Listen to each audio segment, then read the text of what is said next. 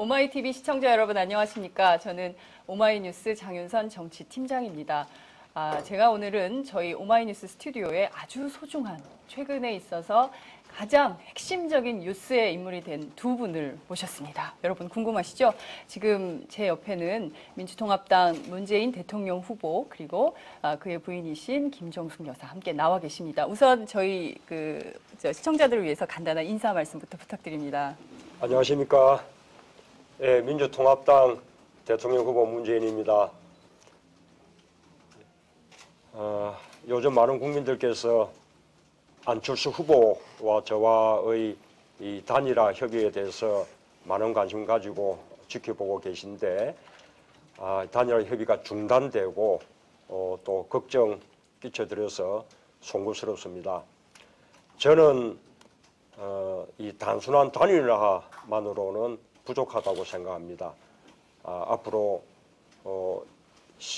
시간이 더 가면 시간에 쫓겨서 또 국민들의 단일화에 대한 압박이 더 거세지면 그 압박에 몰려서 단일화가 될지 모르겠습니다만 그렇게 억지로 되는 단일화만으로는 부족하다고 생각합니다.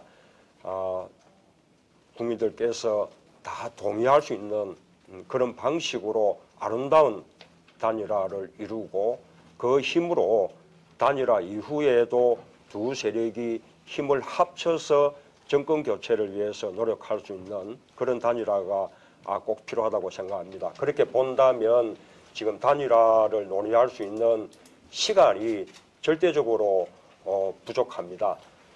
안철수 후보 측에서 여러 가지 섭섭한 점이 있더라도 빨리 이 단일화 논의의 장으로 돌아오셔서 우리 국민들과 함께 단일화의 방안에 대해서 논의해 나가기를 그렇게 바람하지 않겠습니다. 최선을 다하겠습니다. 국민들께서 바라시는 대로 좋은 단일화 꼭 이루어내겠습니다. 감사합니다. 네, 인사말이 굉장히 출마 선언만 긴 분위기였어요. 제가 잠깐 농담을 좀 드려봤습니다. 김정숙 여사님께서도 간단하게 인사해 주시죠. 예.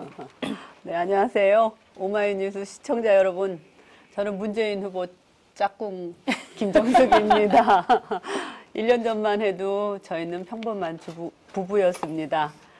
근데 지금 이렇게 인터뷰도 하고 달라진 삶을 살고 있습니다.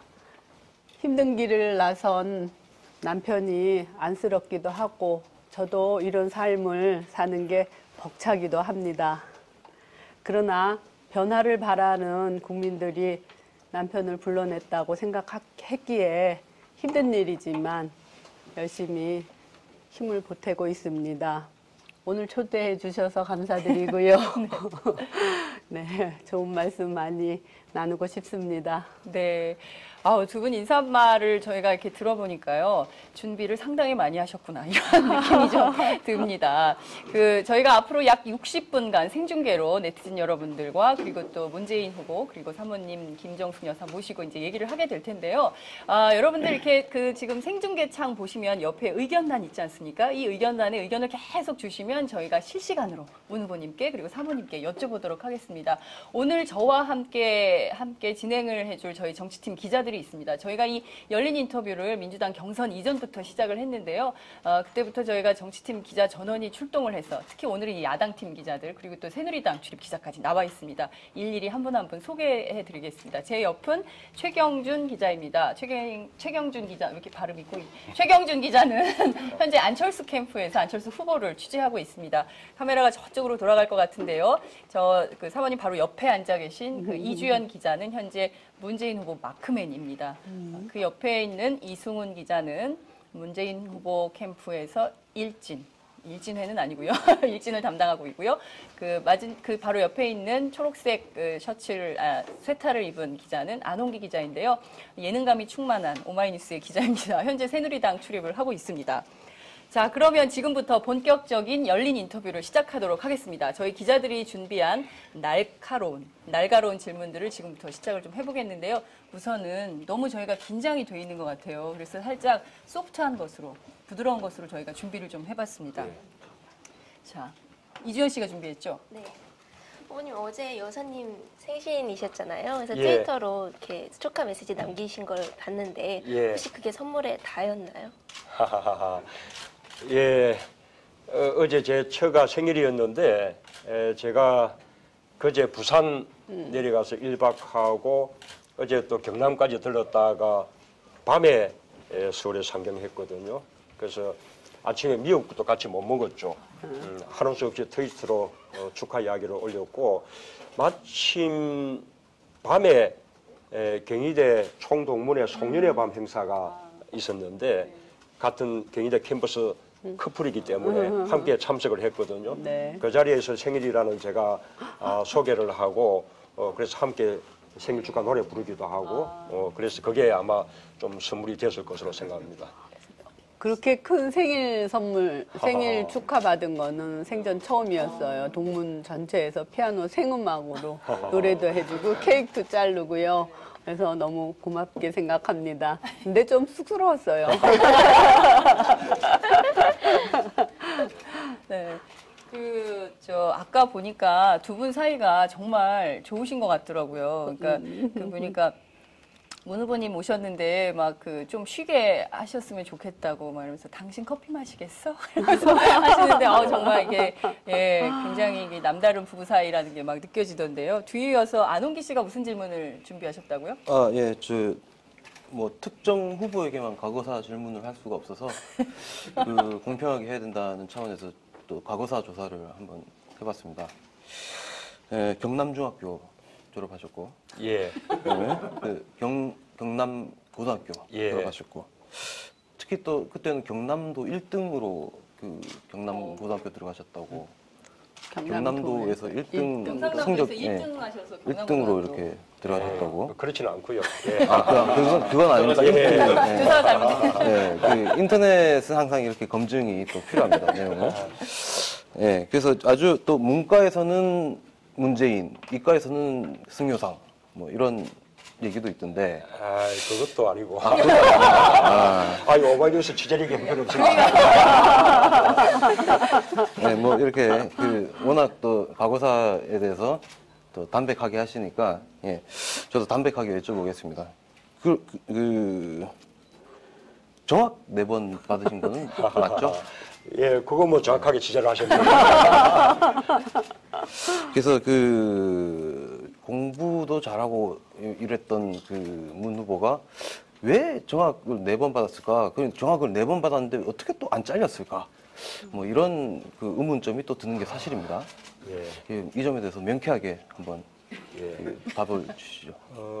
하여튼 제가 지금은 이 법을 전공하고 있고 그리고 또 원칙주의 그렇게 뭐 알려져 있는데 학교 다닐 때는 뭔가 이렇게 규칙하고 조금 맞지 않았던 것 같아요. 좀 젊은 시절에 그런 어떤 규율에 대해서 조금 좀 저항하는 그런 것도 있었던 것 같고 아마 이 정학 내부는 제가 그렇다고 아주 삐뚤어진 그런 뭐 아주 못된 학생은 아니었는데 아마 저희 동기 가운데 횟수로서는 가장 많아서 잘리지 않은 게 다행이죠.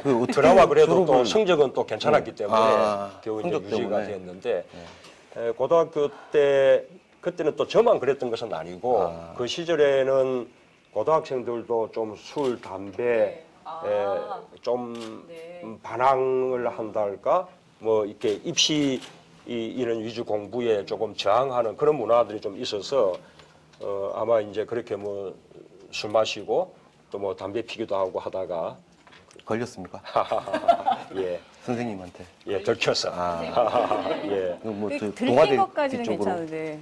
동아대 뒤쪽 뭐 이런 데서 마시다가 우리 그 학교 지산이 있었는데 학교 지산에서 친구들과 함께 뭐 이렇게 술 마시고 또 놀고 하다가 담배도 물론 피고 그래서 잡혔는데 주동자라고 그래서 이제 처벌받고 했죠. 선생님한테 칭찬을 받으시고 정학을 당한 적도 있다고 제가 들었는데 칭찬을 받으면서 정학을 받은 적이 있다고 제가 들었는데 시험 그것도 역시 또 술인데요.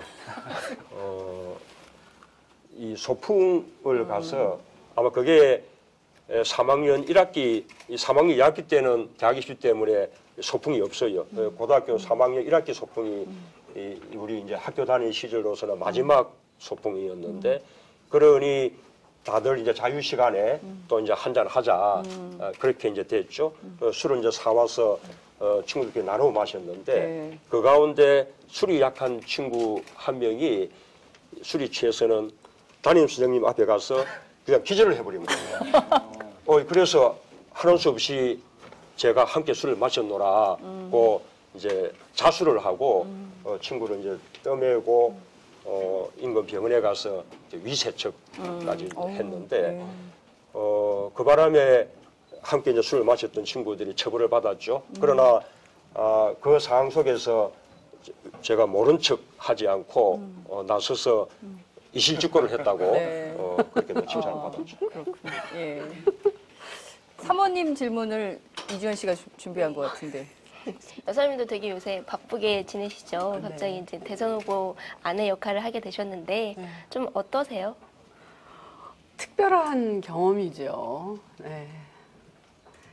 그냥 뭐 평범한 주부로 살다가 근데 이제 또 평범한 주부로 사는 것이 장점이 되는 것은 제가 이제 소외계층이나 어려운 이웃이나 이런 분들을 찾아서 많은 만남을 갖는데 이렇게 제가 가정생활을 하고 했던 것이 공감을 많이들 하세요. 이야기하면서. 그러다 보니까는 그런 부분에서 이제 그런 분들과의 소통도 또 많이 조금씩 자신감이 생기고요.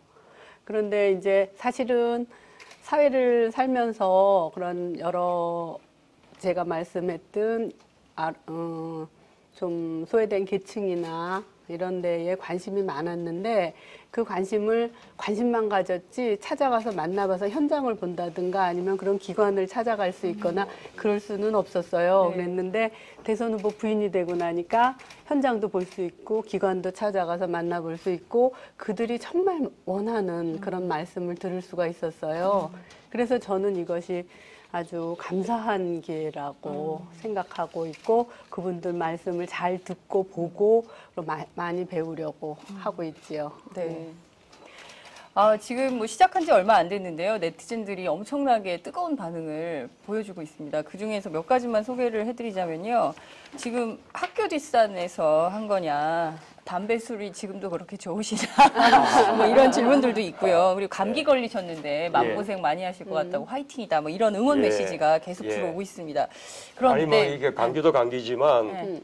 요즘 또 우리 상황이 네. 아까 처음에 인사 말씀드린 네. 대로 또 단일화 논의가 삐끗한 상황이라서 사실은 참 이렇게 좀 마음이 편치 않습니다.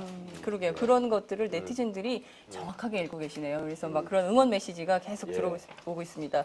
건강이 가장 중요합니다. 신경이 과민해지면 병균이 더욱 심각하게 확산이 되니까 너무 신경 쓰시지 마시고 건강 유의하시라 이런 예, 네, 감사합니다. 메시지가 있습니다. 예. 예. 그런데 저희가 또 이 지점에서 현안 질문 왜 안 해? 이런 것들도 있거든요. 예. 그래서 이 네티즌들의 요구를 받아서 저희가 예. 지금 최근에 정말 가장 큰 정치권의 현안 뉴스가 되고 있는 단일화에 대해서 예. 집중적으로 질문을 좀 드려야 될 것 같습니다. 현재 민주당을 출입하고 있는 이승훈 기자가 좀 센 질문들을 많이 준비한 걸로 알고 있습니다.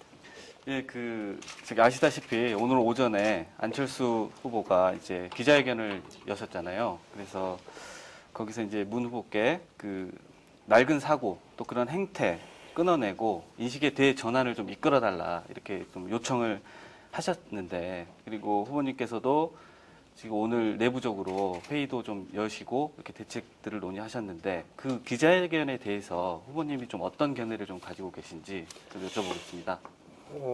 우선은 어제 제가 두 번에 걸쳐서 이 단일화 협의 과정에서 우리 그 민주통합당 측에서 안철수 후보 측에 대해서 조금 이렇게 불쾌하게 한다거나 또는 협의의 상대방으로서 검도를 넘은 부분이 있다면 제가 사과드린다고 그리고 또 다시는 그런 일이 없도록 이렇게 제가 약속할 테니까 다시 이 협의를 하자고 부탁 말씀을 드렸거든요. 제가 이제 전화로도 두 번에 걸쳐서 그런 이제 부탁을 드렸고 오늘 하셨던 그 기자회견 내용에 대해서도 저희가 조금 더 그 진위를 이렇게 좀 파악해서 그 노력을 하겠습니다. 그런데 다만 조금 안타깝게 생각하는 것은 이렇게 단일화 협의를 하면서 문제가 있다면 그 협의하는 과정에서 이렇게 문제를 제기를 이렇게 하고 그래도 문제가 시정되지 않으면 그러면 이제 뭐 하는 수 없이 바깥에 나와서 문제 제기를 하고 이 문제가 해결돼야만 다시 논의하겠다 뭐 이런다는 것이 납득이 가는데 지금 협의하는 과정에서 무슨 크게 문제가 돼서 맞아만 판이 깨질 만한 사정이 발생한 일이 없었거든요. 협의하는 과정에서 제기됐던 문제들은 대체로 다 그것이 또 시정들이 됐고 그래서 저희가 노력은 하겠습니다만 그렇다고 해서 지금 단일화 논의할 수 있는 시간이 정말 부족한데 이렇게 좀 긴 시간 동안 이 공백이 생기는 것은 국민들께 정말 걱정을 끼치는 일이기 때문에 빨리 다시 좀 모여 앉자는 당부 말씀을 간곡하게 꼭 좀 드리고 싶습니다.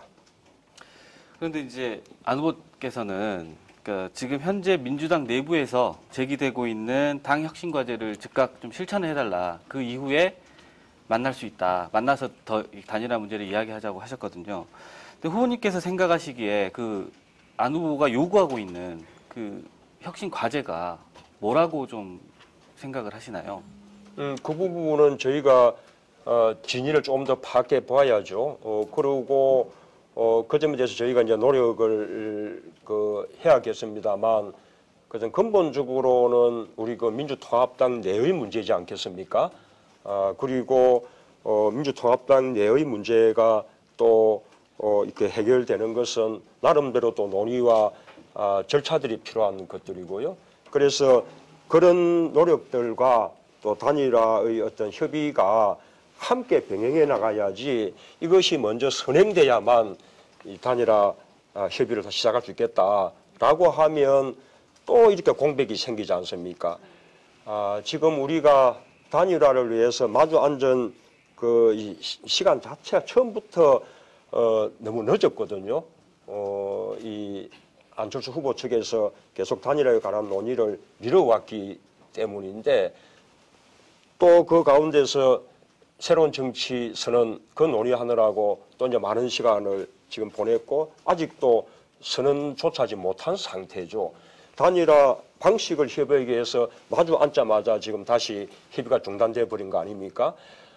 저는 이런 상황이 너무 안타까운 거죠. 그래서 누차 말씀드리지만 노력할 테니 우리가 풀어야 될 문제는 풀 테니 협의는 함께 나가면서 풀자는 말씀을 지금 자꾸 거듭드리고 있는 것입니다. 이제 자꾸 이제 언론을 통해서 공방을 하게 되는 모습이긴 한데요. 이제 안 후보께서 이제 오늘자 신문들의 인터뷰가 뭐 여러 개가 실렸는데요. 이제 그 중에 이번 단일화 협상을 중단을 초래한 그 문제들에 대해서 이제 문 후보님께서 이렇게 사태 정확히 뭐가 문제인지 파악을 잘 못하고 계신 것 같다. 그리고 안 후보가 전화를 드렸더니 그런 문제들에 대해서 보고를 제대로 못 받고 계신 것 같다. 이렇게 또 지적을 좀 하셨어요. 근데 그 부분이 저희 제3자의 입장에서 봤을 때는 어떤 문제를 지적하는 건지 저희도 좀 애매한 부분들이 있는데 그 안 후보가 보고받지 못했다고 지적한 그 부분이 좀 뭔지 좀 이야기를 해주실 수 있나요?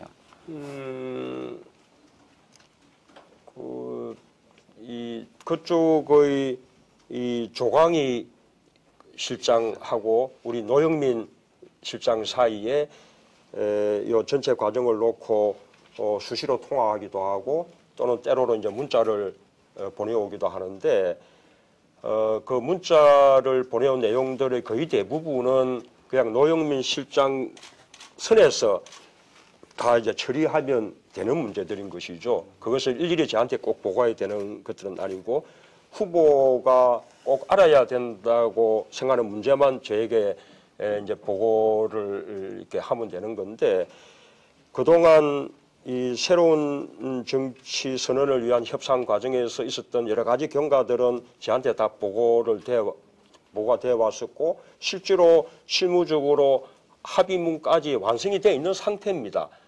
그런 상태에서 지금 한 3일, 4일 동안 지금 발표가 되지 못하고 있는 거예요. 양 후보 사이에 이게 이제 승낙만 나면 두 후보가 함께 이제 발표를 하면 되는 것인데 저는 받아보고 벌써 다 승낙을 다 한 상태고 일정만 빨리 조율해 달라고 제가 부탁을 하고 있는 상태인데 아직 안 후보 측에서는 그 점에 대해서 최종적인 이제 컨펌이 없는 것입니다. 그리고 단일화 이 방식에 관한 협의 부분에서도 문제 제기됐던 내용들을 다 듣고 있었는데 예를 들면 우리 쪽에 백은우 전 의원이 저쪽에 이태규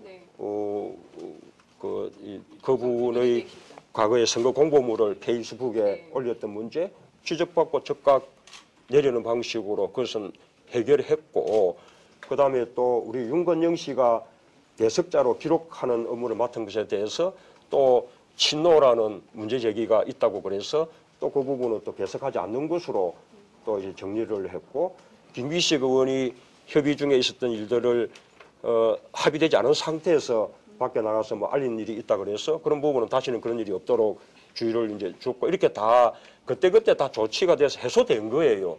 지금 협의 과정에서 문제가 제기됐는데 그것이 우리가 해소되지 않거나 저한테 보고되지 않거나 했던 것은 전혀 없습니다.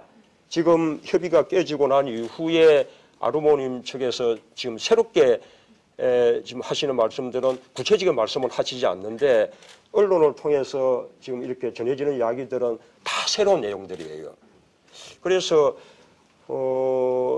저도 아시다시피 요즘 후보들은 뭐 일정이 워낙 바쁘기 때문에 일어나는 사항들을 물론 저희가 정확하게 다 알지 못할 수 있는데 그런 점들은 안철수 후보도 마찬가지일 것이라고 생각을 하고 오히려 안철수 후보께서 일어나는 상황에 대해서 주변에서 그 부분을 더 조금 자극적이고 과장해서 후보께 보고를 해드리고 있는 것이 아닌가 그런 생각이 좀 많이 들더라고요.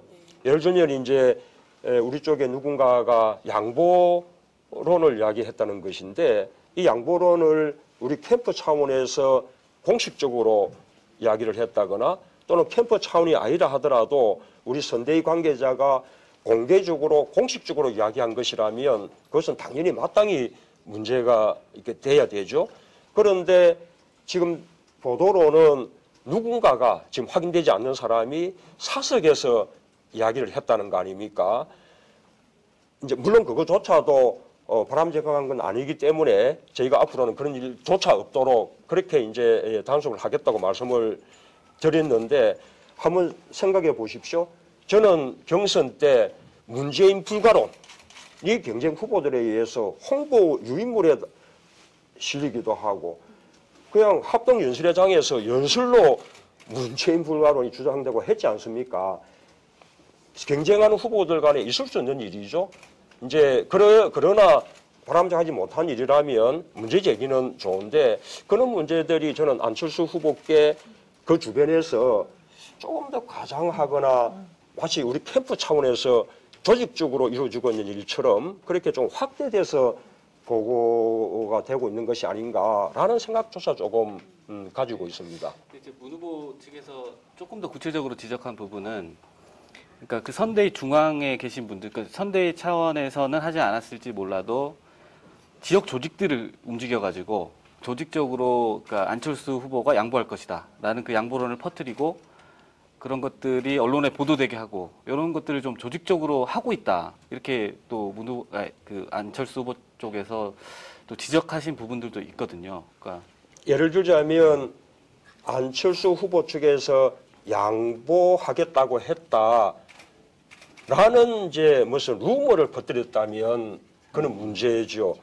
그러나 우리 측에 누군가가 그쪽에서 양보하지 않겠는가 이렇게 말했다는 거 아닙니까? 네, 네. 저도 트윗에 가면 제가 양보해야 된다는 말부터 또 제가 또 착하니까 양보할 것이라는 그부터 뭐 별별 이야기 그다음에 또 박근혜 후보에게 이기기 위해서는 안철수 후보가 꼭 돼야 된다든지 이렇게 각자 자기 후보에게 유리한 이런 주장들 하는 것은 경쟁 국면에서 어찌 보면 당연한 것이거든요. 상대방에 대해서 네거티브 하지 네. 않는다면 저는 그것은 있을 수 있는 일이라 생각하고 뭐 그러나 이제 상대방이 뭐 양보할 것이다 뭐 이런 이야기들이 우리가 협의하는 이 와중에 좀 지켜야 될 선을 넘는다고 한다면 그런 부분은 저희가 이제 주의를 준다고 다시는 그런 일이 없겠다고 지금 누가 그런 말을 했는지도 지금 확인되지 않고 있는 상황이지 않습니까? 이제 그런 상황에 대해서 너무 과도하게 지금 좀 민감하게 생각하는 듯하다 하는 생각이 하나 들고요. 또 하나는 좀 조직적으로 예를 들면 여론조사 이런 거에 대한 또 뭐 이렇게 준비를 한다라는 것도 저희가 이제 확인해 보니까 시민협회에 속해 있는 어느 한 분이 자기가 알고 있는 76명, 네. 76명에게 그런 이제 문자를 보냈다는 건데 이제 그런 부분도 이제 다 이제 주의를 주었죠. 그런데 그 점도 우리가 조금만 넓게 생각해 보면 선거라는 것이 자기 지지자들을 조직 동원하는 거예요. 핵심 지지자들을 통해서 지지자들의 폭을 넓히고 이 지지자들이 최대한 투표장에 가게끔 동원하고요. 그다음에 이것이 국민 경선이 이루어진다고 한다 그러면 보다 많은 우리 쪽 지지자들이 선거인단으로 참여하게 만들고 모바일 투표를 한다 그러면 또 보다 많은 분들이 모바일 투표를 하게 만들고 여론조사를 통해서 한다 그러면 여론조사에 적극적으로 호응하게 만들고 그런 것이 이 선거, 그게 선거 아닙니까? 예, 그런 부분도 저희가 지적하는 것은 다 받아들이겠지만 그런 부분에 대해서 이게 뭔가 지금 그 안철수 후보께 아주 과장되게 이것이 우리 선대위 차원에서 아주 대대적으로 조직적으로 뭔가 조금 부정한 경쟁을 하고 있는 것처럼 뭔가 좀 잘못 보고되고 있는 거 아닌가. 그런 오히려 조금 안철수 후보 측이 정보 전달이 잘못 전달이 되고 있는 것 같다. 후보 측한테 이런 말씀이시죠? 지금 저는 안철수 후보님의 진심을 믿거든요. 네. 안철수 후보께서 이렇게 이제 이 말씀을 하시는 거 보면 안철수 후보님이 이 상황에 대해서 우리 측에서 상당한 부정한 그런 이제 경쟁을 하고 있다고 지금 믿고 계시는 건데 네.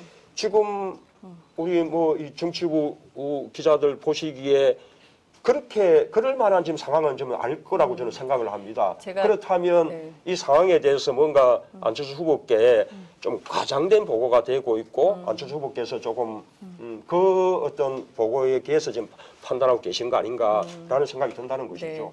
제가 말이에요. 어제 안철수 후보가 정치부 장단 만찬을 했습니다. 제가 늘 그때 문 후보님께서 기자들 불러서 저녁 그때 하셨잖아요. 그때 제가 너무 말석에 앉아가지고 하나도 안 들려서 어제는 제가 작정하고 일찍 갔거든요. 그래서 안철수 후보 딱 맞은편에 제가 앉아서 두 가지를 여쭈었는데요. 하나가 전화 통화였어요. 전화 통화를 최근에 3번 하셨다고. 예. 네, 3차례 하셨는데 3번은 안부가 아니라 현안이 있을 때마다 전화를 하셨다고. 예. 맞습니까? 안 후보님하고는 전화를 하는 적이 있고요. 네.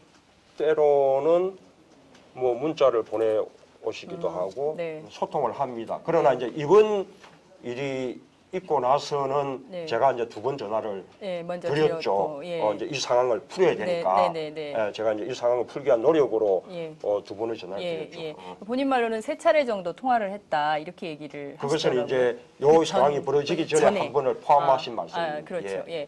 그런데 본인이 직접 통화를 해보니 그래서 안부 인사가 아니라 현안에 대해서 말씀을 드리고 이러이러이러한 문제들이 있으니 그런 문제들에 대해서 좀 적절한 조치가 필요하다라는 얘기를 했을 때 후보님께서 전혀 그 내용을 보고받지 못하고 계시다라는 걸 알았다는 거예요. 안 후보님께서. 그래서 저 이상하게 중간자적으로 전달하는 기묘한 위치에 제가 서게 됐는데요.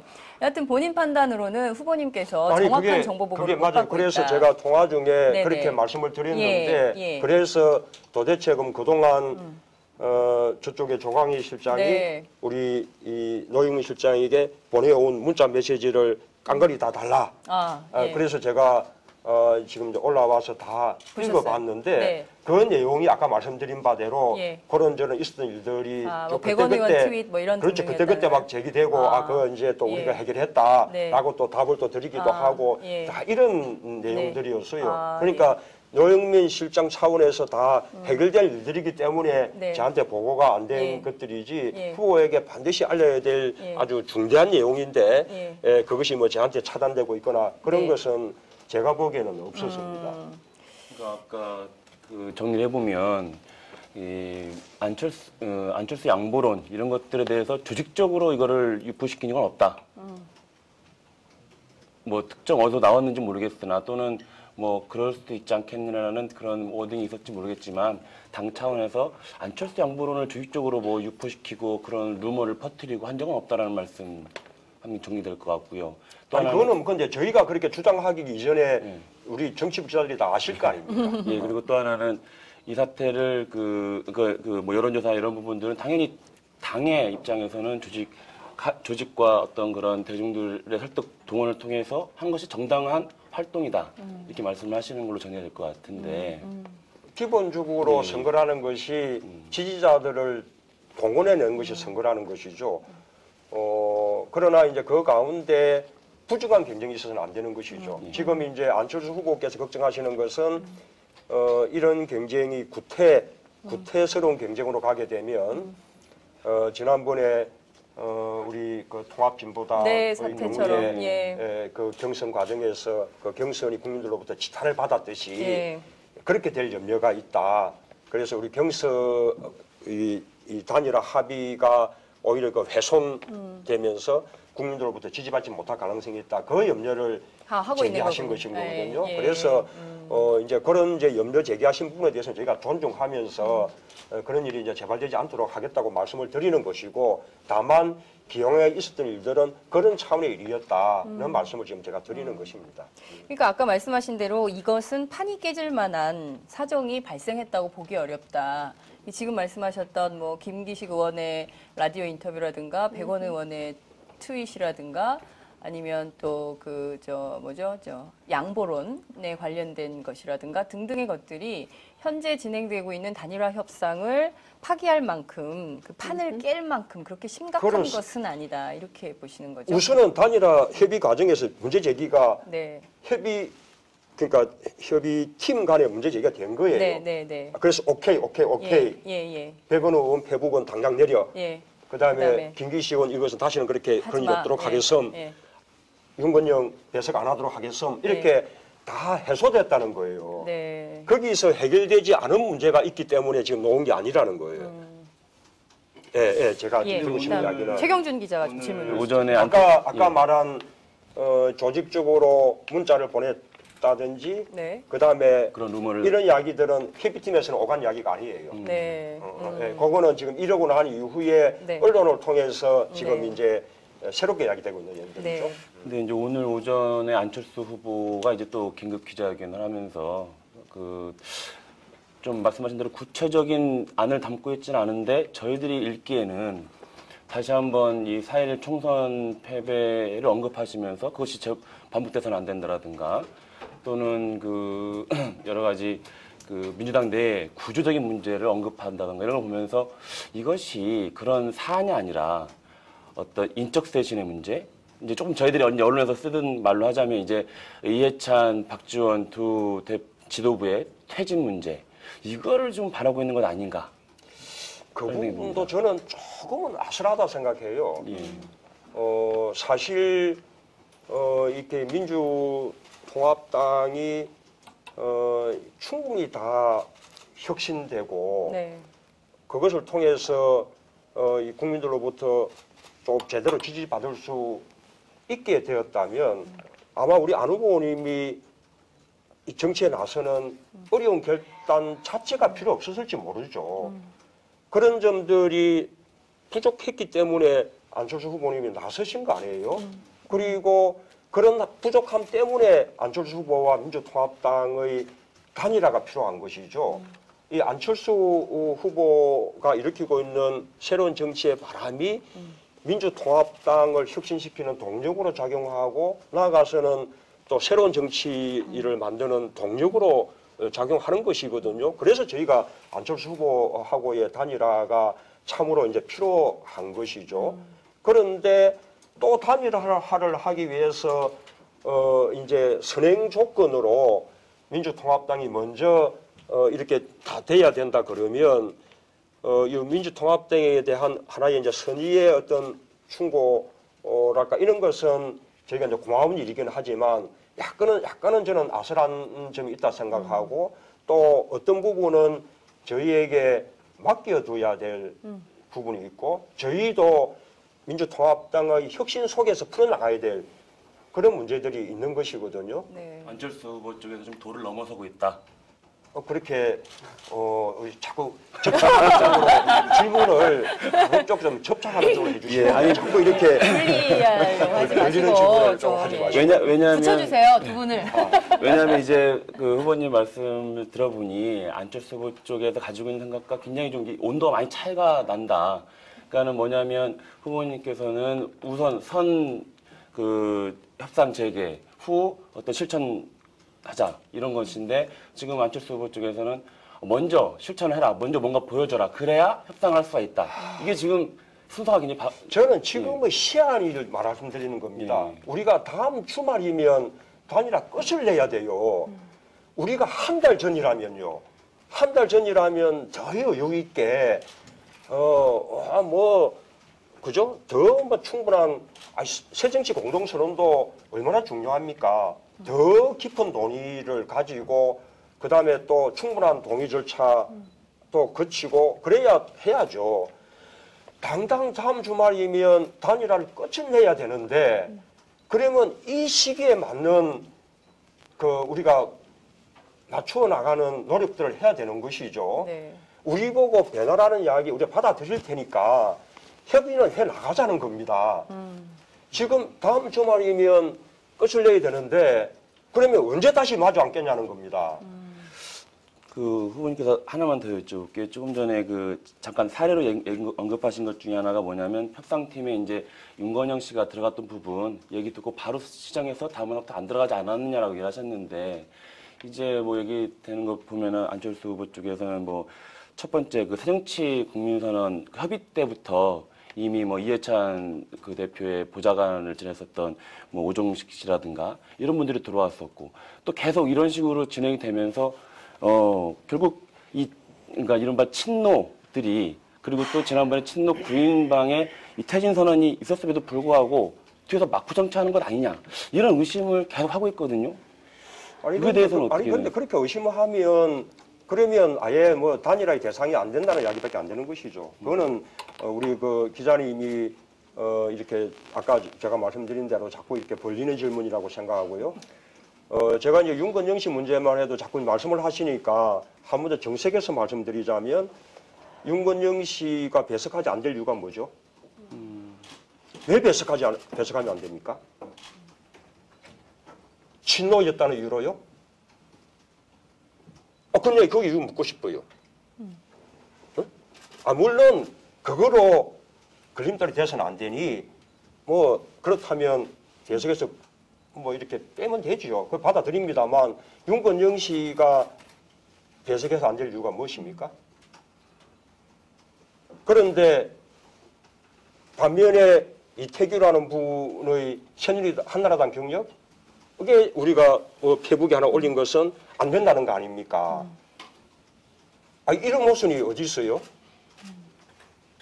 아니 제 이야기는 지금은 옳고 그름의 문제보다 이런 이야기가 한 달 전이라면 좋다니까요. 한 달 전이라면 충분히 시시비 따지고 논의하고 극복하고 넘어가고 좋은데 지금은 채 일주일 남지 않았다는 거예요.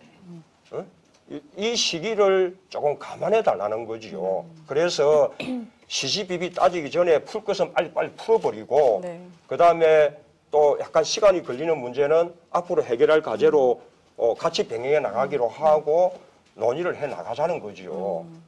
예, 제가 이게 그러게. 말씀드리고 싶은 취지를 잘 좀 이렇게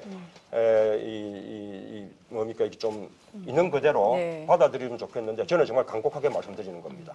살짝 화가 나셨던 것 같아요. 저희가 지금 굉장히 핫한 인터뷰를 하고 있습니다, 여러분. 저 실명이 마구마구 거론되는 실무자급의 실명이 마구마구 거론되는 아주 핫한 토론이 진행 중에 있습니다.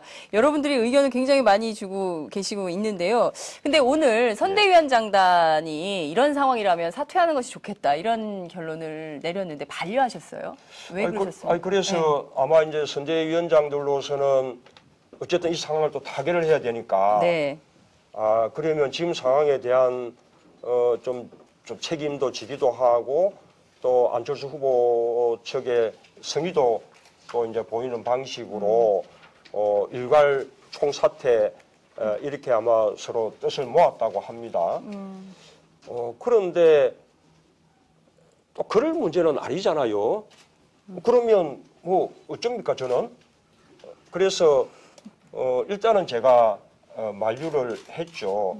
구체적으로 아까 뭐 이렇게 문제 삼는 몇몇 행위에 대해서 누군가가 이렇게 누가 했다라는 그게 이제 드러나면 물론 그분들은 저희가 뭐 책임이 있다면 책임을 묻고 또 설령 또 책임을 묻는 문제까지는 아니라 하더라도 어떤 협의의 걸림돌을 제거한다는 차원에서라도 저희가 뭐 이렇게 자리에서 물러나게 한다든지 뭐 그럴 수는 있는데 벌써 이제 그런 차원에서 백운우 전 의원은 선대위원직에서 지금 사퇴했죠. 네. 그러나 선대위원장 전원 사퇴는 저는 뭐 해결 방식은 아니라 생각하고 또 안철수 후보께서도 그것을 바라는 것은 저는 아닐 거라고 생각하고 일단은 만류를 이렇게 한 상태입니다.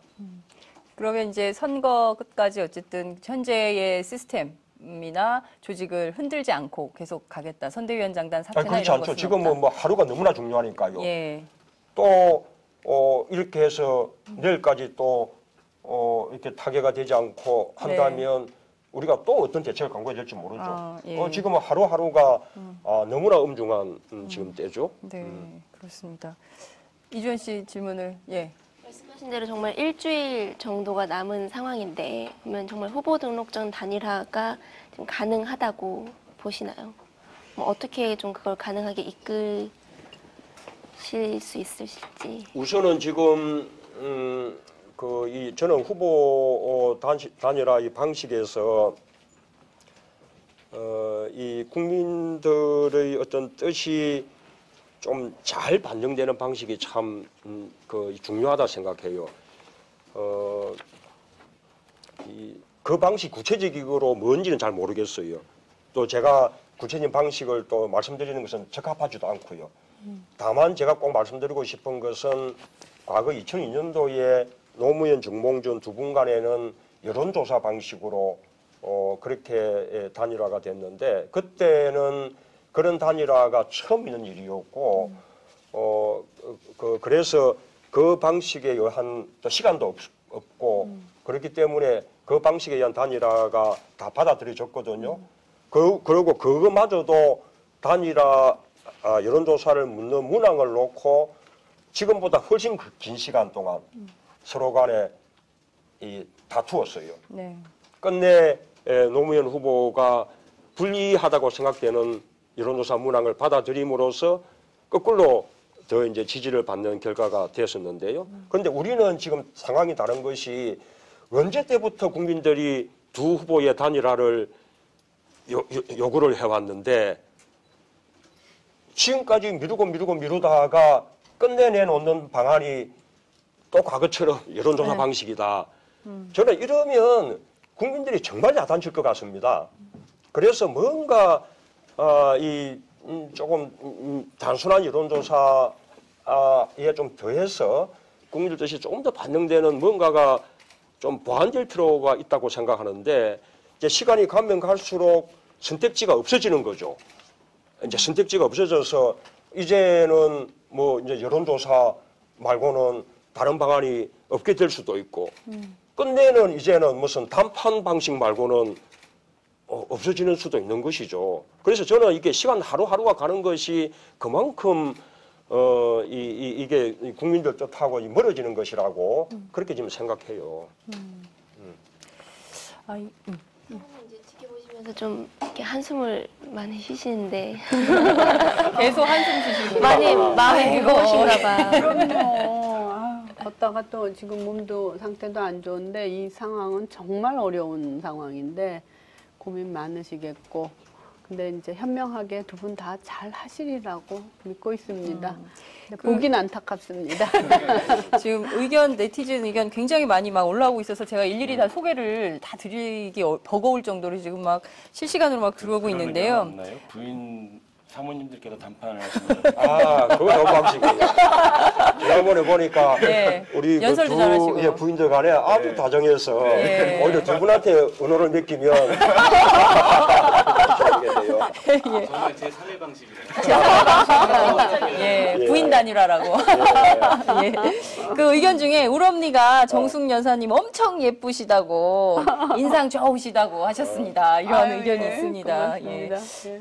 좋으시겠습니다. 감사합니다. 예, 예. 예, 고맙습니다. 저기 가끔 보면 그 김미경 교수하고 이렇게 만나시게 되시잖아요. 그럴 네. 때 좀 어떠세요? 그분 만나면 경쟁자다. 에? 이런 생각이 아니요. 드십니까? 아니면 좀- 동병상련의 아픔을 안고 있는 여인네로서 저희 3번 만났어요. 아, 예. 그랬는데 하여튼 다들 서로 다 어색해하고 많이 떨고 그래서 서로 격려합니다. 위로하고 우리 잘할 수 있어요. 네. 아니 그분은 교수님이라서 이 뭡니까 이게 강의도 많이 하고 그 경험이 많으실 텐데. 예. 그거하고 틀리죠, 여보. 예. 아, 저희가 지금까지 굉장히 단일화와 관련돼서 뜨거운 쟁점 현안들을 질문을 드렸는데요. 이 중에서도 이제 몇 가지 네티즌들께서 계속 주시는 질문들이 있습니다. 그 중에서도 이제 몇 가지만 더 현안 질의를 좀 드리자면요. 그 문재인 후보 측에, 죄송합니다. 안철수 후보 측에서 민주당 의원들 30여 분을 대상으로 해서 전화를 쭉 돌렸던 게 이제 어젯밤에 그 보도가 됐는데요.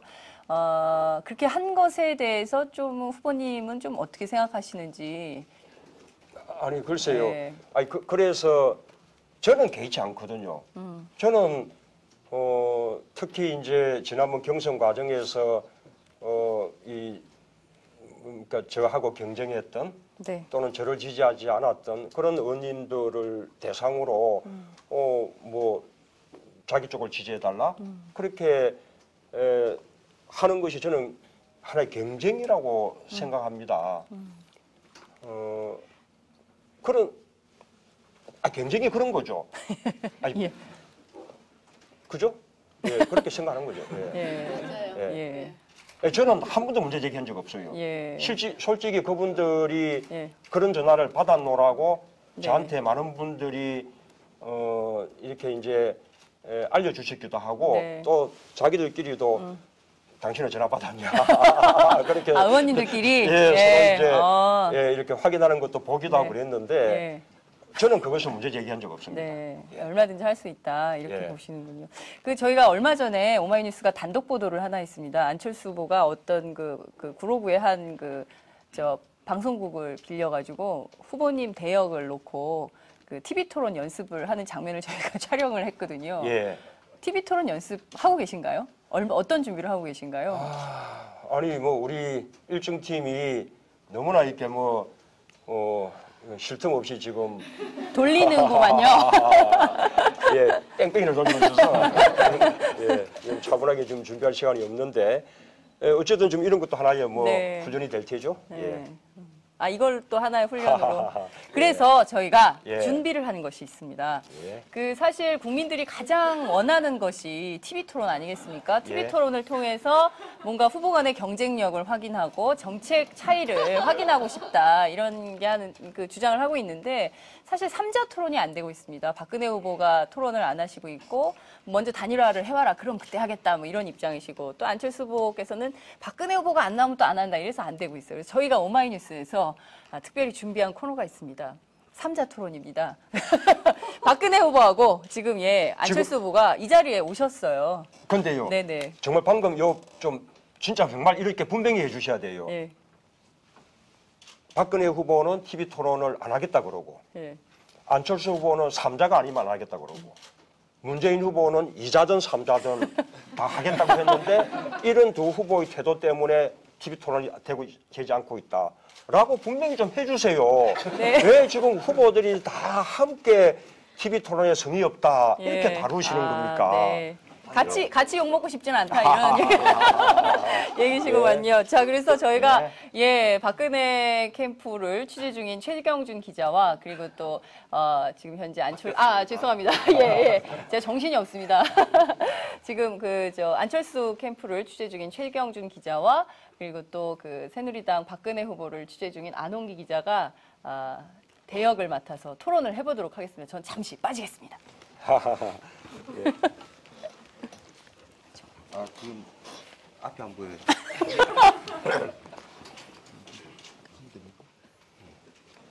네, 존경하는 국민 여러분, 박근혜 후보입니다. 예, 오늘 또 100% 국민 대통합을 실현하기 위한 경제민주화 공약을 발표했습니다. 대통합을 해야 되는데 일단 문재인 후보님께서는 두 후보 간의 대통합도 잘 못하고 계신 것 같습니다. 이 후보 단일화, 이게 다시 말해서 후보 사퇴 협상이 잘 될지 안 될지는 잘 모르겠지만 만약에 문재인 후보로 단일화가 된다고 하더라도 저를 이기기는 힘들다라는 여러 계산 결과들이 있습니다. 2002년 70.8%의 이 투표율과 2007년 63.2%의 투표율이었죠. 그때의 이 세대 간 이 투표율을 적용을 해봐도 안철수 후보 같은 경우에는 이길 때가 있고, 근데 이제 문재인 후보로는 좀 이기기 힘들지 않느냐 이런 분석들이 많은데 어떤 보관을 가지고 준비하고 있는지, 나를 넘어설 방안이 있는지 궁금합니다. 예, 우선 지금 이제 단일화를 놓고 이게 단일화가 될 경우에는 지지층의 이탈이 있을 것이다. 이런 이제 분석들을 언론들이 하죠. 그래서 어느 후보로 단일화되면 이쪽에서는 얼마 이탈이 있고, 저는 이런 것이 하나의 프레임이라고 생각해요. 2002년도 때를 보면요, 그때 노무현, 정몽준 두 분은 정말로 극과 극으로 정체성이 달랐거든요. 그래서 그때도 단일화가 되는 바람직하지 못하고 단일화가 되면 많은 이탈이 있을 것이다라고 언론들이 분석들을 했지 않습니까? 실제로 노무현 후보로 단일화된 순간에 저는 정몽준 후보의 지지층들은 많이 이탈했을 것으로 생각합니다. 단순한 이탈이 아니라 아마 이해창 후보로 바뀌었을 가능성이 많죠. 그럼에도 불구하고 노무현 후보로 단일화되는 그 순간에 노무현 후보의 지지도가 두 사람의 평소 지지도를 합친 것보다 더 많아졌어요. 더 높아졌어요. 단일화가 되면 그 순간에 이제는 우리가 이길 수 있구나. 정권 교체 해낼 수 있다라는 하나의 이제 붐들이 형성되는 거고, 그러면 이제 거기서 새로운 지지들이 가세가 되고, 또 저 상대 측으로부터는 오히려, 그러니까 박근혜 후보 측으로부터는 오히려 지지층의 이탈이 생기게 되고, 또 투표장에도 더 많이 또 가자는 이런 또 이제 그 분위기가 형성되고, 그것을 통해서 노무현 후보가 이길 수 있었던 것이거든요. 이번에도 안철수 후보하고 아까 말씀드린 대로 억지로 단일화하기만 되는 것은 아닙니다. 그러나 국민들이 바라는 대로 아름다운 단일화가 이루어져서 이 두 세력이 이 대선 승리를 위해서, 그다음에 또 정권 교체 이후에는 우리가 바라는 경제민주화나 복지 국가의 개혁까지도 함께 우리가 개혁 세력의 저변을 넓혀서 함께 나갈 것이다 라는 이제 믿음과 희망을 국민들께 드리게 되면, 저는 우리 죄송하지만 이 박근혜 후보님과의 지지도가 순식간에 역전되리라고 저는 생각합니다.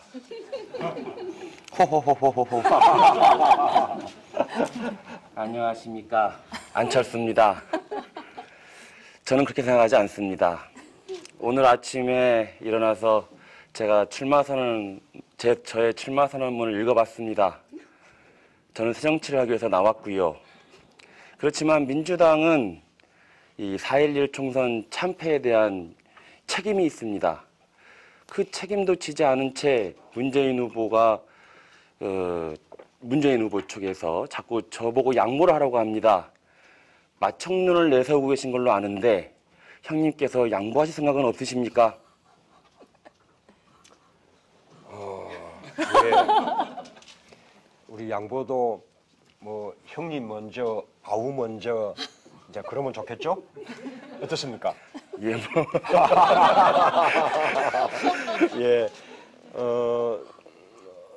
우리가 정말 이 단순한 정권 교체뿐만 아니고 새로운 정치 함께 하기 위해서 단일화하는 것이거든요. 우리가 새로운 정치 오랜 동안에 국민들이 바라는 바였고 또 많은 사람들이 말해왔던 내용입니다. 그건 쉬운 일 아니거든요. 저도 새로운 정치 꿈꾸면서 정치에 들어서고 민주통합당에 제가 참여한 게 언제입니까? 불과 작년 말, 지금 1년도 채 안 됐죠. 그러나 저는 제 혼자 힘으로 그 정치 혁신 다 해낼 수 있다고 생각하지 않습니다. 그러나 우리 안철수 후보께서 저에게 힘을 보태주시고 함께 주신다면 저는 민주통합당 충분히 혁신해내고 또 새로운 정치 만들어낼 수 있다고 생각해요. 부탁합니다. 생각해 보겠습니다.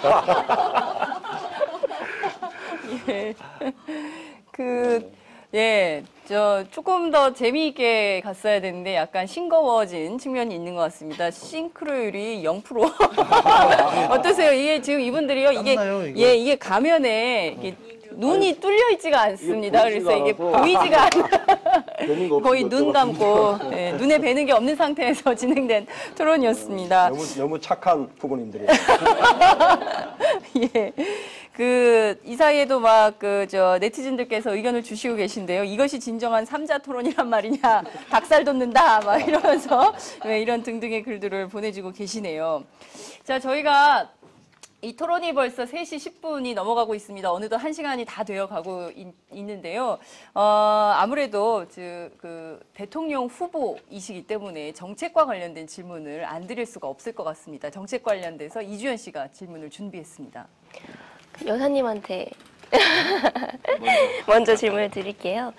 지금 민생행보 하고 계신데 좀 가장 기억에 남는 건 어디셨고 연계해서 이제 퍼스트 레이디가 정말 되시면 가장 먼저 뭘 하고 싶으신지 여쭤보고 싶습니다. 네. 요새 가장 기억에 남는 것은 어린이 방과 후 돌봄 시스템인데 드림스타트라고 그러는 데였어요. 초등학생을 하는데 저소득층 아파트 단지였습니다. 거기 가서 이제 애들 책도 읽어주고 함께 노는 거였는데 그중에 특별한 아이가 내가 들어가자마자부터 책을 읽는데 막 안기고 업어달라고 업고 걸어달라고 그러면서 조금은 산만하고 그랬어요. 그래 이제 애들 책도 읽고 좀 놀다 나오는데 갑자기 걔가 막 뛰어나오더니 가지 말라고 내 품 안만 푹 안기는 거예요. 가지 말라고. 그래서 마음이 짠했는데 그랬더니 선생님이 제가 결손 가정이고 할머니랑 있다 보니까 아마 엄마 정도하고 정이 외로워서 그래요. 이런 이야기를 듣는 순간 오는 내내 며칠 동안 가슴이 짠했어요. 그래서 느끼는 게 정말 그러니까 결손가정이나 이런 애들의 방과 후의 돌봄 시스템이 질이 좋게 과연 외롭지 않으면서 그러니까 선생님이 충원도 잘 되고 이런 걸 해서 애들이 다시 크더라도 정신적인 장애 없이 해야 되겠다라는 생각을 했죠. 그래서 그런 것이 어떤 정책으로 반영돼야지 되겠다라는 생각을 꼭 하고 이제 그다음에 이제 또 한 가지 더 하고 싶은 것은 또 노인 돌봄이나 이런 장기 요양이나 이런 그 돌봄 시스템에도 또 노인들을 가면은 그 중에서 제일 안 좋은 게 이제 치매 노인들의 치매로 인하여 생기는 가정들의 불화나 그 노인네들의 이제 상황, 어르신들의 상황이나 이런 것이 보여지더라고요. 그래서 그 치매를 앓게 되면은 가정이 완전히 거의 다 완전 정신이 그냥 막 가정이 파괴되다시피 하니까 이런 문제는 국가적인 차원에서 노후가 행복하고 가정을 돌보고 이런 데서는 꼭 해야 되겠다 하는 이런 두 가지 정책이 꼭 실현이 되고 그래야 사람이 행복하고 가정이 행복하지 않겠나 이런 생각을 했습니다. 네.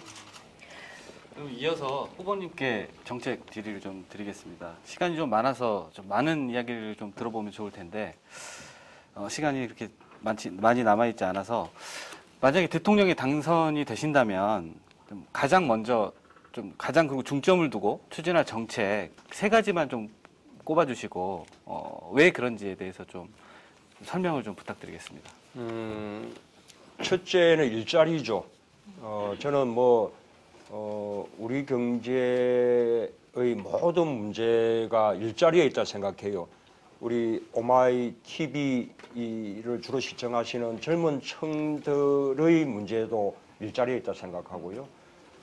우선 이렇게 대학을 졸업하거나 고등학교를 마치거나 이렇게 학교를 졸업해도 미래가 이렇게 암담한 게 일자리가 없기 때문이죠.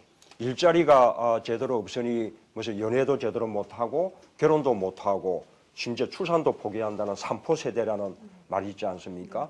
또 이렇게 일자리가 없으니까 그나마 대학을 나오지 않으면 더 기회가 없어서 너도 나도 대학에 가려고 해서 우리나라가 세계 최고의 80%에 가까운 대학 진학률을 자랑하고 있거든요.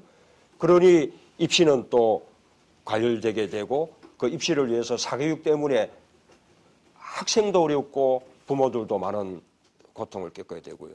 그래서 일자리가 많아지는 것이 이런 문제들을 다 모든 문제를 해결할 수 있는 방식이고 나아가서는 우리 경제조차도 지금까지는 대기업이나 재벌 중심 그리고 수출 중심의 이제 이 경제 성장 정책을 펴오다 보니 세계 경기가 나빠지니까 우리 경기가 지금 자동적으로 함께 지금 위기를 겪고 있는 거 아닙니까? 이제는 수출과 함께 내수가 함께 받쳐주는 그런 양쪽이 병행되는 경제 정책이 되어야 되는데 이것을 할 수 있는 것도 결국은 일자리를 통해서 국민들의 소득이 높아지면 이 소득을 통해서 소비 능력이 생기게 되고 그러면 내수가 진작되고 내수가 진작되면 또 이제 그 경제 성장이 되면서 일자리가 또 생겨나는 이렇게 선순환이 되는 것이거든요. 그래서 일자리는 경제 성장, 경제 민주화 그리고 이게 이제 복지 이 모든 문제를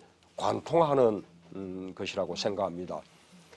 두 번째가 역시 이제 복지죠. 그렇게 일자리를 많이 만든다 해도 여전히 소외되고 그늘진 곳이 생기게 마련이죠. 아까 우리 제 처가 두 가지 예를 들었는데 예를 들면 아이들의 돌봄 문제, 이 방과 후에도 이 돌봄을 받지 못하는 그래서 나 홀로 방치되는 어린이들이 너무나 많죠. 지난번에 통영의 그 한아름 양 그 사건도 나 홀로 방치된 가운데 그렇게 이제 생긴 거 아니에요?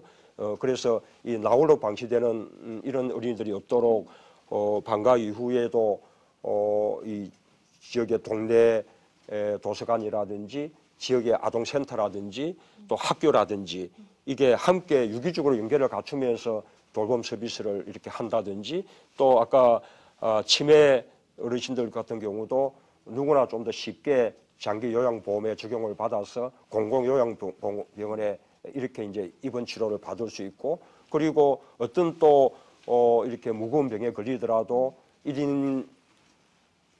1인당 연간 치료비를 100만 원 이상은 부담하지 않도록 하는 이런 식의 이제 의료복지가 되면 국민들이 정말 이렇게 이제 잘 살 수 있게 되는 것이죠.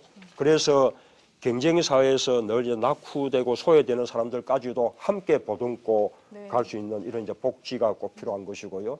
하나 더 이제 그 욕심 부리자면 저는 이제 이 남북 통일인데 이렇게 남북 통일까지 말하면 너무 이제 먼 꿈처럼 보일지 모르니까 적어도 이 남북 경제 공동체 좀 욕심 더 부리자면 남북 경제 연합 정도 이렇게 간다면 지금 우리나라는 반도지만 사실은 서민화 같아요.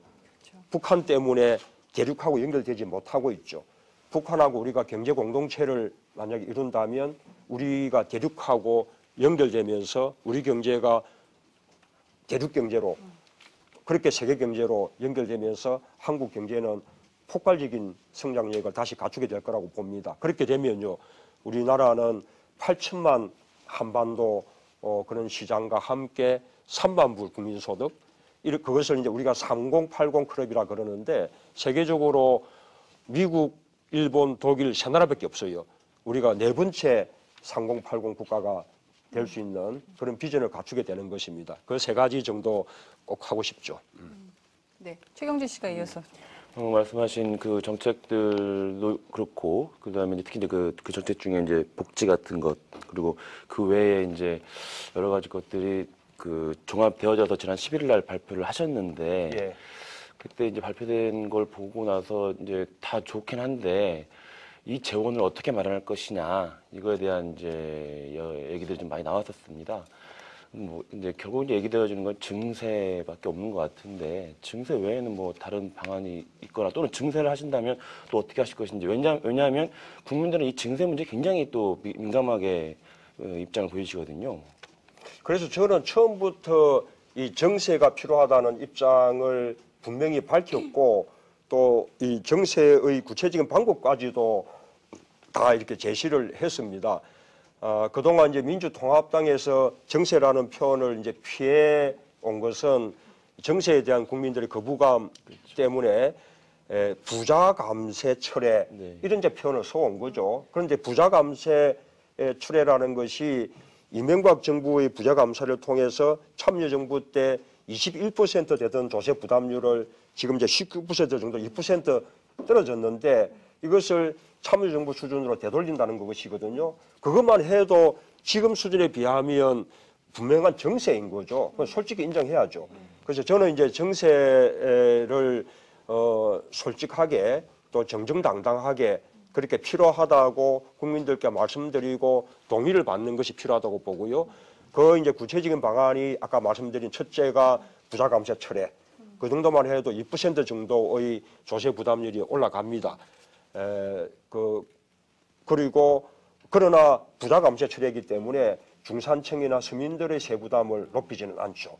또 함께 지금 재벌기업이나 대기업들에게 그 이 조세 감면 그것이 이제 아주 편중되고 있는데 그 바람에 우리나라의 법인세율이 22%인데요. 실제로 부과되고 있는 실효세율은 얼마쯤 되느냐 하면 삼성전자가 11% 정도, 이 재벌 그룹들이 다 10%대예요. 이런 이제 조세 감면 제도를 제대로 정비를 해서 줄여 나가면 실효세율을 많이 높일 수 있죠.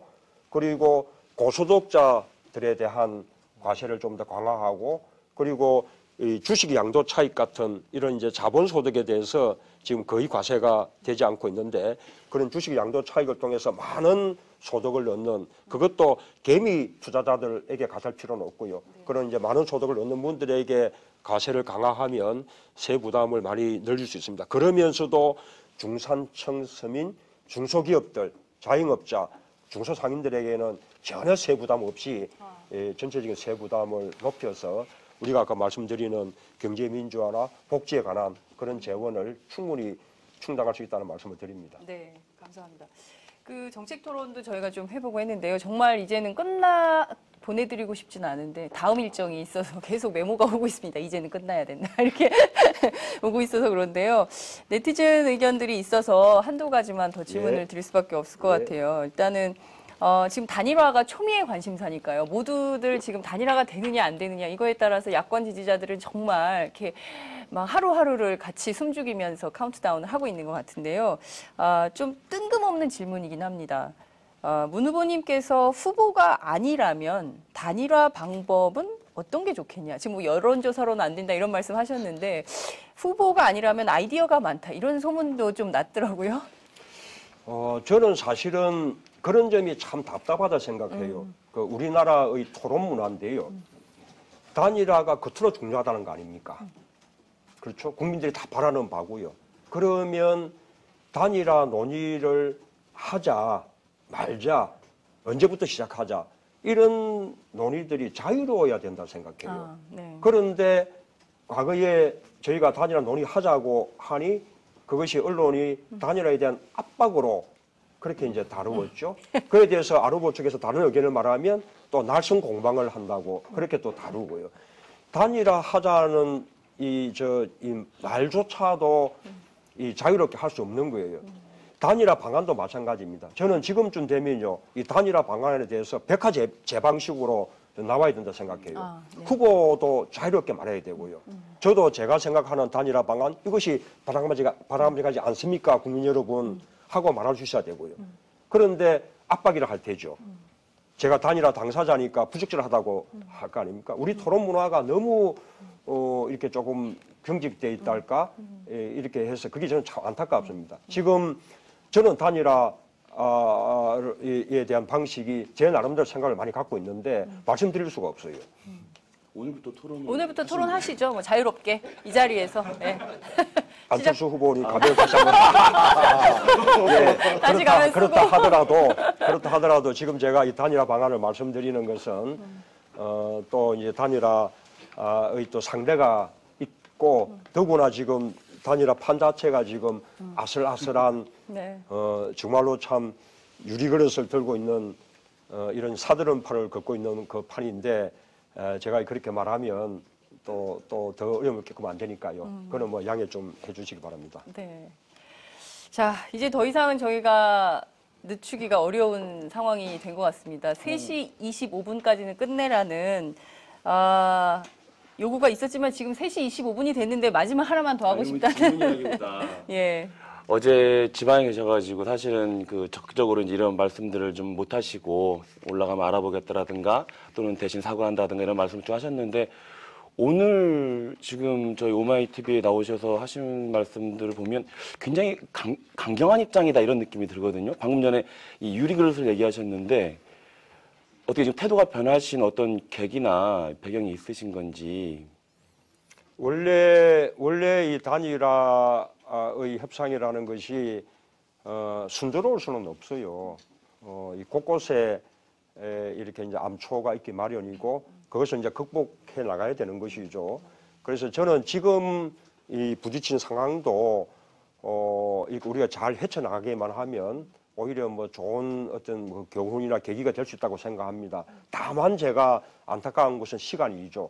이런 것이 예를 들면 한 달 전 정도 상황이라면 이런 상황에 대해서 우리가 보다 더 여유 있게 그렇게 이제 임할 수 있을 텐데 지금은 불과 일주일밖에 남지 않았다라는 상황을 제가 거듭 강조드리고 싶고요. 저는 끝까지 정말로 유리그릇을 이게 들고 걷는 것처럼 조심스럽게 하겠습니다. 그리고 단일화는 반드시 국민들이 바라시는 대로 그리고 또 아름다운 모습으로 잘 이뤄내겠다는 약속을 분명하게 드리겠습니다. 네. 저희가 지금까지 약 1시간 정도 두 분 모시고 토론을 했는데요. 처음에 아주 부드럽게 시작을 했다가 중반부 넘어서는 이게 클라이막스처럼 이렇게 딱 화를 내시는 국면도 있으셨고 해서 이렇게 문 후보님의 그동안 보지 못했던 여러 측면을 볼 수 있는 기회가 됐던 것 같습니다.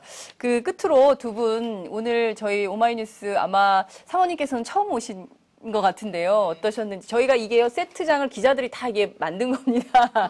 예. 이렇게, 예, 기자들이 이렇게 막노동도 한다는 것도 알려드리면서 끝으로 마무리 말씀 한 말씀씩 부탁드리고요. 정리하는 것으로 하겠습니다. 예. 그래요. 예, 저는 제 남편을 대학교 1학년 때 만나서 지금까지 39년을 함께 살았습니다. 우리나라의 민주주의와 인권의 부침을 함께 했다고 저는 감히 말씀드리고 싶습니다. 그러나 그 가운데 제 남편 문재인 씨는 말과 행동이 같았고요. 원칙 있는 삶을 살려고 노력했습니다. 문재인 후보의 장점은 책임감과 따뜻한 마음과 착한 마음, 그리고 소통하는 카리스마입니다. 여러분들께서 진작 알고 있다고 저는 생각합니다. 그래 저는 문재인 후보와 함께 살면서 그 길을 사는 길이 재미있었고 옳은 길이라고 생각하며 살았습니다. 앞으로의 삶 또한 이분이 선택하고 가고자 하는 삶의 믿음과 격려와 함께 가겠습니다. 예, 감사합니다. 후보님 이어서 해주시죠. 예. 저는 항상 이 문제에 대해서 늘 이렇게 솔직하게 말씀드려 왔습니다. 애매모호한 표현으로 그렇게 피하거나 얼버무리는 성격이 아닙니다.